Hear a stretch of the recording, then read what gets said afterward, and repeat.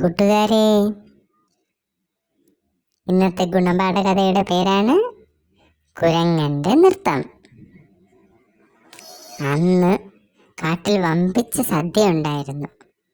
മൃഗങ്ങളും പക്ഷികളും എല്ലാം അവിടെ കൂടിയിട്ടുണ്ട്. സദ്യ കഴിഞ്ഞു.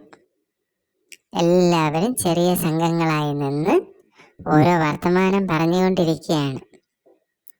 അപ്പോൾ മൃഗരാജാവായ സിംഹം കുയിലിനോട് പറഞ്ഞു, ഒരു പാട്ട് പാടും. പാട്ട് കഴിഞ്ഞപ്പോൾ സദസ്സിൽ നിന്ന് ആരോ ചോദിച്ചു, എന്തുകൊണ്ടൊരു ഡാൻസ് കൂടി ആയിക്കൂടാ? ശരിയാണ്, ഡാൻസ് ചെയ്യാൻ അറിയുന്നവരുണ്ടെങ്കിൽ അവർ മുന്നോട്ട് വന്ന് കഴിവ് പ്രകടിപ്പിക്കട്ടെ, സിംഹം ആജ്ഞാപിച്ചു. അല്പനേരത്തെ നിശബ്ദതയ്ക്ക് ശേഷം കുരങ്ങൻ മുന്നോട്ട് വന്ന് ഡാൻസ് തുടങ്ങി. അതൊരു രസികൻ ഡാൻസ് ആയിരുന്നു.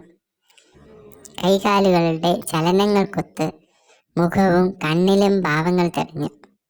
സദസ്സ് മുഴുവൻ പൊട്ടിച്ചിരിയിൽ ലയിച്ചു. എന്തിന്? രാജാവായ സിംഹം പോലും സ്വന്തം നിലമറന്ന് ചിരി സഹിക്കാനാകാതെ നിലത്ത് വീണ് ഉരുളുകയുണ്ടായി. പക്ഷെ ഒട്ടകത്തിന് അതൊട്ടും ഇഷ്ടമായില്ല.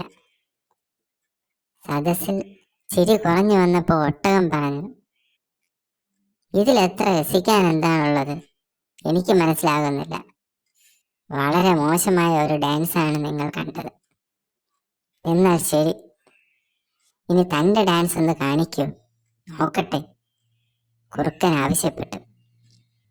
നീണ്ടു മെലിഞ്ഞ കാലുകളിൽ വീടിൻ്റെ മേൽക്കൂര പോലെ വീർത്ത വയറും പുകക്കുഴൽ പോലെയുള്ള കഴുത്തുമായി നിന്ന് തിരിയുന്ന ഒട്ടകത്തിനെ കണ്ട് ആന അലറി, സിംഹം ചീറി, കുറുക്കൻ കൂകി.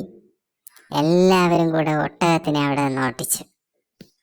ഇതിൽ നിന്നുള്ള ഗുണപാഠം എന്താണ്? അസൂയ മുഴുത്തവർ സ്വന്തം കുറവുകളെ പറ്റി അറിയുന്നില്ല. അസൂയ മുഴുത്തവർ സ്വന്തം കുറവുകളെ പറ്റി അറിയുന്നില്ല. ഇനി അടുത്തൊരു ഗുണപാഠ കഥയുമായി നമുക്ക് വീണ്ടും കാണാം.